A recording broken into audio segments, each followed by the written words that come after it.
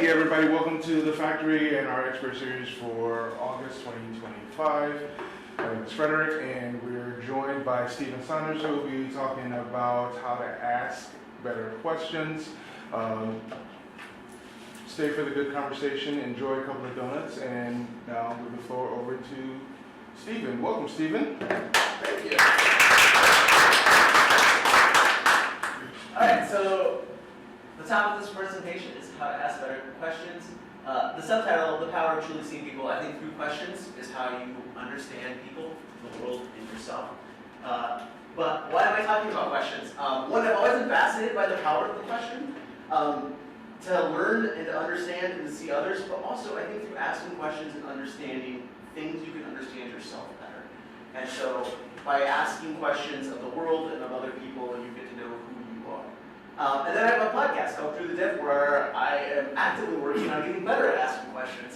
So over the last 8 months, I have really focused on how to better ask questions by listening to myself asking questions and learning from that and thinking through how do I ask a better question.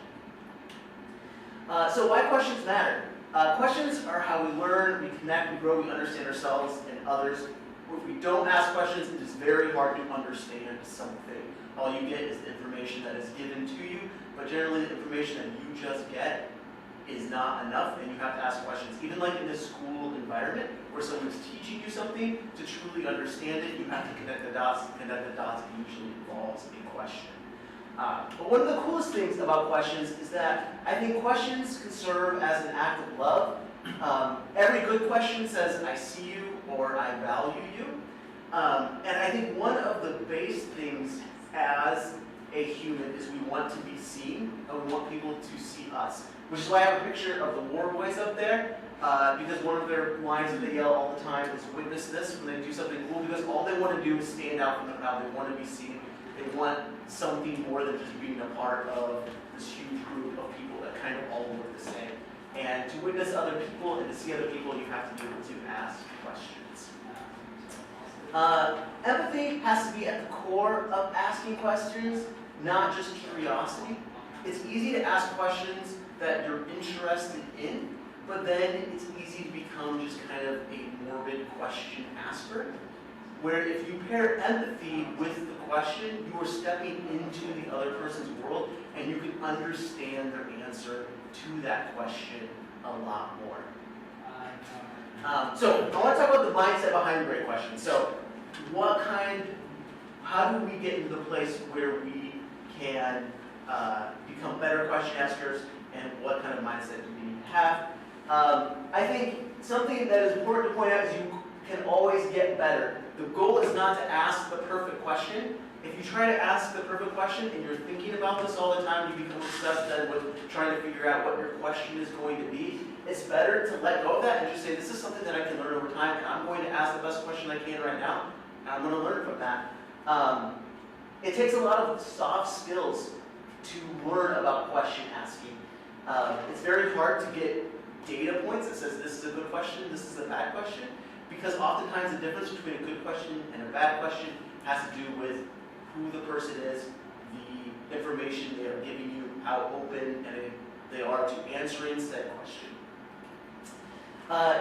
You need to lead with genuine curiosity. I think this is one of the key aspects of making sure mentally you're in a place where you can ask a good question, is are you actually curious? I think that's what differentiates a lot of small talk from good questions. Small talk is generally, it's not the kind of question that matters, it's that you actually don't care about the question. You're not actually curious. Small talk around your vacation is generally when I don't really care about your vacation, but we're sitting next together, we have to talk about something. I can also ask about your question around your vacation in a genuinely curious sort of way, and all of a sudden that moves from small talk to something that can actually become meaningful. One of the key things is shutting up and listening. When we ask questions, a lot of times it's very easy to ask follow-up questions too fast and not let people just sit and answer the question. Because when you ask a question, they have to do mental process and then tell you the answer to that question, but oftentimes there's more to that answer, and if you don't let that just sit and let that person answer the question to oftentimes miss a whole component. And that later part to the answer is usually more meaningful than the first part, because as the person is talking, they're still processing that question that you are asking. And it also just shows the sign of respect and creating space for somebody else's voice, which is a really key component into getting a meaningful answer that you can then ask another meaningful question about. Making space for others, so empathy is stepping back so someone else can step forward. There is a common idea that people have that you can use questions to share your opinion instead of asking the question just to get the answer. So all of us are the most interested about ourselves, generally, just as a baseline, and we want to ask questions that we are curious about, but also we can use it a lot as a way to give our opinion. For example, a political question, I can say, hey, what did you think about Trump X, Y, or Z? I don't really care about that answer, but what I'm trying to do is get a point where I can tell you what I think about that. And that is not a good question, that's just you trying to say your opinion. And so to ask a question, you have to make space for that other person and just hold that space instead of using it as a vehicle to force your own opinion. When you ask a question, then someone responds, and by active listening, you can follow a thread and get to some very interesting conversations. So one thing that I like to do is listen for suggestions. So like pay attention to the hints that people give you. So you could be asking a question about pets, let's say. And somebody could say, oh, when I had a dog X, Y, or Z, they just introduced this idea that they had a dog, they no longer have a dog. And by volunteering that information, it generally means that person is somewhat open to talk about that subject. And the fact that somebody had a dog and no longer has a dog is a far more meaningful topic than just general pet conversation. And so you can take that thread and all of a sudden dive into something a lot deeper and understand that person a lot more.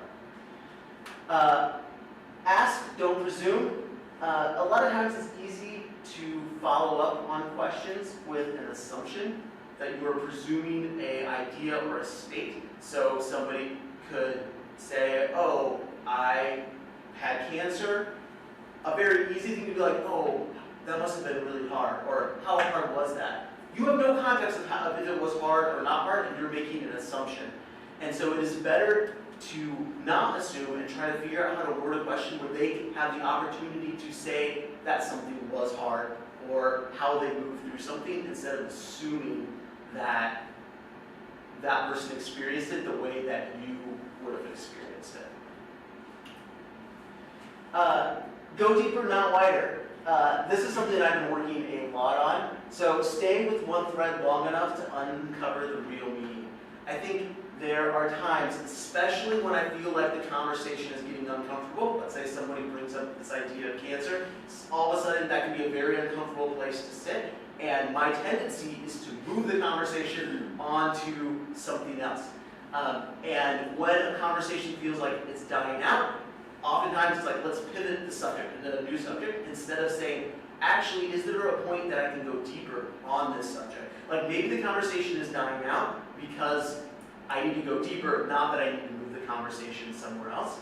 Or maybe I'm moving the conversation on because I'm feeling uncomfortable. And it doesn't mean that person is feeling uncomfortable about it. That's a feeling that I'm having about their answer to it. But I can choose to lean into that and go deeper instead of wider. Open questions. Replacing yes-no questions with one that invites stories and feelings. This is one that people talk a lot about, asking open questions.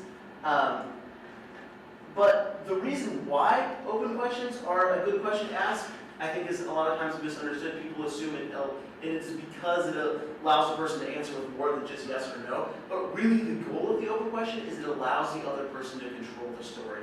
They get to choose where they're taking the conversation next, which is where you start getting interesting tidbits about them saying they had a dog instead of they have a dog. or they can choose to go deeper or pull back. And so the beauty of an open question is not that you get more information, that's just the fact of an open question, but that it allows them to control the conversation. And so I like to think of open questions as how do you give somebody the control of the conversation to take it where they want to go, so you can ask additional questions. Building human connections. I think this is one of the most important things about asking questions is connecting with other people. There's a lot of reasons to ask questions, but I think the most beautiful thing is when you get to ask a question, you can connect with another person. Questions build trust. Being heard is a lot more powerful than being agreed with. You can disagree with somebody and their answer to the question, but still understand at the same time. This kind of relates back to asking questions to let people know your opinion. You really don't care about their answer. But there are a lot of times where someone might say something that you don't agree with. And I grew up in a really conservative environment, and so I've been working over the last couple of years to take responses that I used to have been very judgy about how someone responds. It's just like, no, that's my point of being in this conversation is not to judge the other person, is to understand the other person. And by sitting there and asking questions and being in a place where you're trying to understand the person, not force your judgment on somebody or your opinion on somebody, it builds the trust for that conversation to go deeper, which then gives you the ability to ask better questions. Disagree with empathy. There are moments in time where you have to disagree with something because somebody is saying something, let's say that is factually incorrect, that needs to be clarified, or something that is just flat out wrong. Like if somebody's talking about abusing another person, let's say. That's something that you should not be like, oh, that's interesting. Like why do you do that? Tell me more. You have to disagree with it. And there's interesting tactics to be able to disagree with those sort of questions. One way that I found is saying, that's interesting, I've always thought this other way, and explain why you think that other way, but it leaves the door open for them to explain why they don't think that way based on the facts that you know. So you can say that, I don't agree with this is why I don't agree with it, but it keeps the conversation going without you saying, I'm judging you for feeling this way. It's saying, I think there is another way, and this is why. Knowing others, questions help us go into someone else's world, and not just their answers. So we can actually start to understand somebody in the shoes that they're walking in, the life that they're living. And so it is more than just knowing the answer to a factual thing, like what somebody loves to eat. What somebody loves to eat probably corresponds with how they grew up, memories that come from that. And so the answer to a question allows you to understand the context of somebody a lot more. Curiosity over judgment, we talked about this a little bit, but it's such a key aspect in question asking. The goal is understanding, not proving a point. Selfish questions make it about you. And questions show love. I think asking questions is one of the primary ways that we say we see other people, and is one of the key ways to show that you love somebody else, by caring enough to ask the question that you're deeply curious about and hold time. Fear of asking questions. This is my last slide, but I wanted to end here because I think a lot of times we're scared of asking questions. Because maybe we don't want to know the answer to it. Maybe we're worried that the person is going to be offended by it. But because you ask a question doesn't mean the person has to respond to the question. They have a choice in the response themselves. And I firmly believe that more relationships are ruined by not asking a question than choosing to ask the question. And as humans, we oftentimes default to choosing not to ask the question that probably needs to be asked, than leaning in and saying, I'm willing to ask this question and learn from it. And if you don't ask questions, you can't learn how to ask better questions. So I've tried to start just taking a more default that if I have a question and I'm maybe worried how it's going to land, it's better to just ask it, and you can clean up afterwards, or you can learn from it than choosing not to ask it. So that's the end of my conversation. If you want to watch me get better at asking questions, you can follow my podcast at Through the Dip, where I am actively trying to learn how to ask questions hold space for other people and approach people with curiosity, even when maybe I don't agree with what they're saying. And it's been a really fun exercise to speak my questions and then re-listen to them and analyze them and think about how can I do it better. Any questions? What topics are you covering in your podcast? Like anything and everything, or? Good question. The podcast is I'm talking to other business owners and entrepreneurs about how they navigate their company through the dip and what they learned from that. Because a lot of like the biggest life lessons you learn are like through some of the hardest times, and I'm really interested in like how business have molded people's ideas and thoughts and what they've learned from it and taken into like the personal side of life. And so I've been talking to a lot of people about kind of the hard times in business and what they've learned from that. Is that your full-time gig, or do you have something else that you work on? No, I run a web support and marketing agency, and this is my part-time thing. I would love it to be my full-time gig. It would be fun. I really enjoy talking to other people and hearing other people's experiences. And I think one of the cool things about a podcast is that it gives you license to ask questions that would normally take, I don't know, a year to build up a rapport with somebody, but because they've invited you into the space and there's this like agreement that you will be asking questions to get an interesting story, that all of a sudden you can like jump, and all of a sudden like I feel more connected or as connected with people that I've done, spent an hour with, that I've spent a year with, just because you can get some like really deep questions and to understand that person a lot more, which is good, which is cool. Was there kind of like an experience that prompted you kind of like deep dive into this? Was it like a conversation you had with a friend, or? Yeah, that's a good question. I think that I've always been kind of a naturally curious person, and the better you are at asking questions, the more you can learn about the world and people. And so I think I've always just been fascinated with like how, in a limited amount of time, right, like you're having dinner with somebody or you're in a class, like how do you ask the best questions to get to like the root or the deep thing, or the thing that creates connection, in a way that you're not just staying on the surface fluffy for an hour. And so I think like there's always just been something in the back of my head that has always been interested in it. Have you asked a question that every guest that you've had on your podcast has had a different answer to, like the same question for every guest, and they've given a different answer? Yeah, I usually ask like what they would have told themselves, or if they could go back and tell somebody that was like in the same place that they were, like what advice would you give them? And I think that's an interesting kind of reflective sort of question. I have had a lot of times where people have not wanted to answer questions, which is interesting and has helped me like get better at like how do you ask that question in a way that they are willing to answer? Because usually what happens is that like it's maybe too pointed, like or I'm trying to go too deep too fast. But if you allow the person to build the context and narrative, they're willing to go there, but they don't want to just go there right away because maybe it makes them look bad, or maybe it doesn't say what they want to say. But if you allow someone to have the context of why, like if you're like, why did you fire everybody and increase your profits by 150%?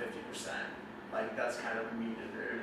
Yeah. Like they're not excited about answering that question. But if you ask them, like, why is profitability so important to you? Then you start getting to this deeper reason. And once you get to that deeper reason, you can then link it back to, so then was it hard when you made that decision? Why did you choose to prioritize this over that? Like your goal of, I don't know, retiring early over, keeping more people around. And you're like, oh, that's why I started the business in the first place. That was the origination of the goal. And so like all of a sudden they like are willing to give you the reason because you allow them to give you the context. So like trying to ask too deep a question that hops over stuff, I've noticed that I get pushback from students. It's the, like the dream interviewee. Is your white whale? That could go interview. Yeah. That I don't know if I have a dream interview person. I think I'm always super stoked to interview each person because I think each person has like their own unique spin on life. That's fascinating and interesting to just know. I probably should create a list though. I feel like so if I see them in an airplane or airport or something, come on, I just Like next to a plane and they're trapped. yeah. Have you ever had anybody like this just stonewalling you, and how do you get around it? I did have one person.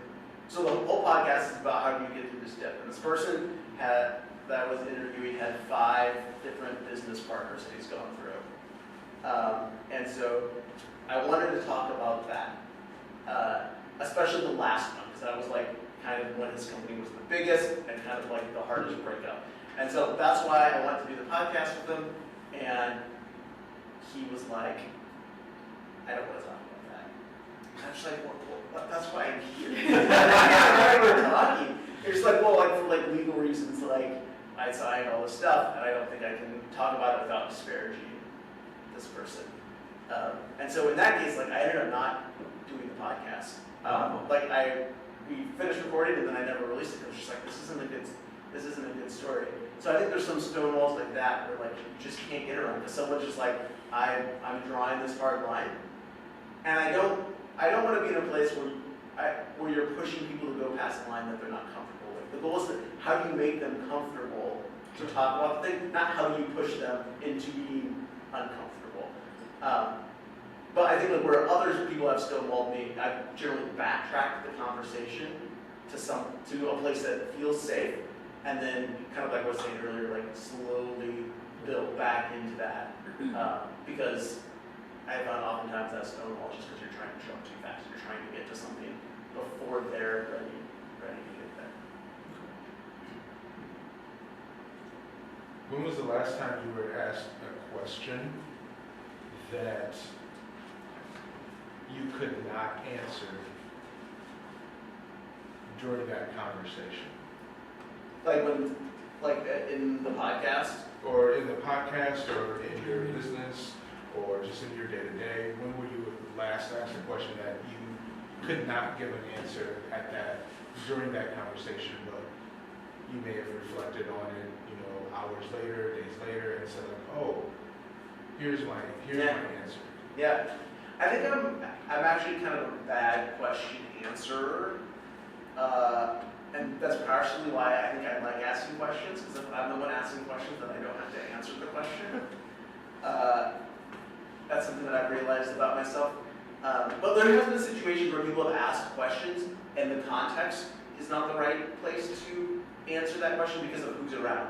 Like, it's not a safe question to answer. Like, I cannot answer this question in a safe way because of the people that are there, because they have very different belief systems than I do, and I know that. I know if I answer this, it's going to become a whole thing, and like I'm not in the mood to make it a whole thing. And so there's been times where I've just like answered it really like trially and unsure politically correctly or whatever, like just kind of some mushy answer, and then have gone back to that person and followed up and like, hey, actually what I wanted to say was this. This is why I didn't say it. And what's interesting is that like it becomes even more meaningful, I think, than if I would have answered it in that context of that question, or in that context at that point in time. And there's other times where I think it's important to feel free to just like, hey, I don't want to answer that. Like that's a great question, but I don't want to answer it. It's your prerogative as the answerer to decide. Can you talk a bit more about the dynamic between empathy and curiosity? I might have missed something, but it sounded like at first you said lead with empathy, and then you said lead with curiosity. Yeah, I think you have to can lead with two things. They both have to be present, I think, for a good question. I think you have to be genuinely curious. And if you're not genuinely curious, the question genuinely falls flat, or it's just not a very meaningful thing. But I think the empathy side is more when you're hearing the response.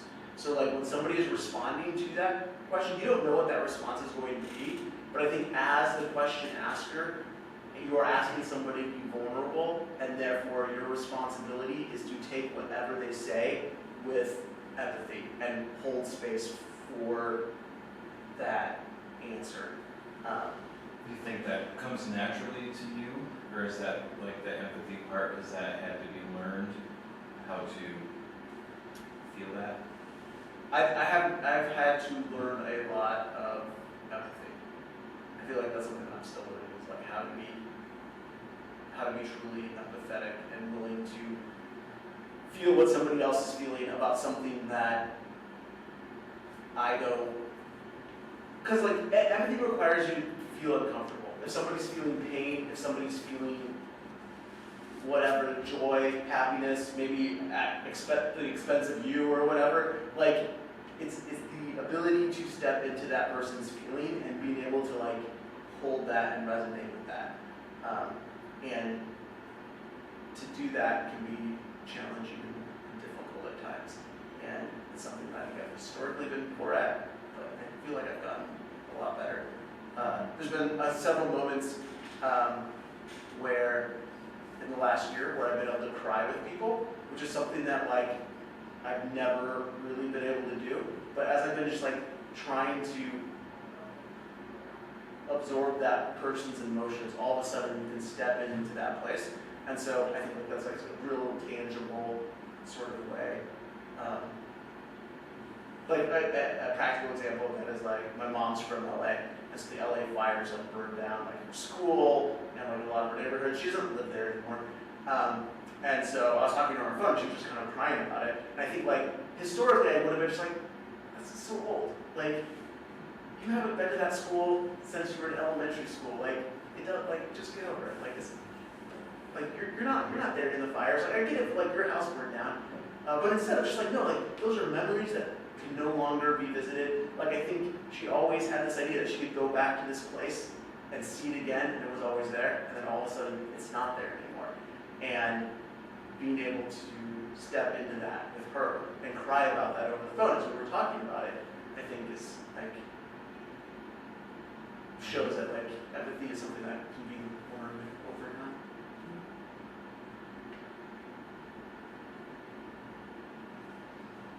Any other questions? They don't have to be good ones. This is great. I like the idea of approaching things being impartial and also understanding and open to opposite views. So, Yeah. like that. Have you ever, during your podcast, have you been asked a question that challenged you or that gave you reflection to pause during your interview and maybe realign or reset the interview to match that new energy or dynamic that was happening? Yeah. I'm gonna say no, because I'm bad at answering questions.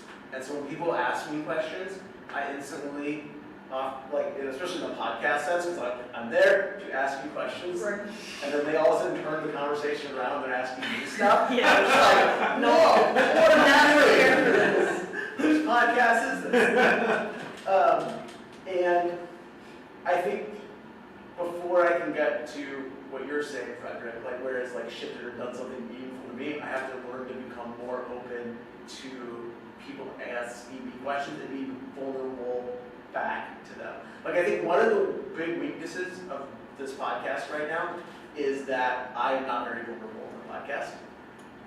And although I think there's moments in time where I've been very empathetic, when you are also not vulnerable back to somebody, when they're leading with a sense of vulnerability, there becomes this imbalance. And when there becomes an imbalance, like and they choose to ask you a question and you come back with a response that is not vulnerable, where you're not being vulnerable, you're just kind of like passing it on, I think it does something to the conversation that you can kind of almost feel. For sure. Like it's just like, whoa, like we're no longer connecting at the same level that we were. So I need to get better at answering questions to meaningful when people ask me, I think, before I can get to a point where it's like, oh wow, like that's a question that needed. Cool. Thanks everybody. Thank you.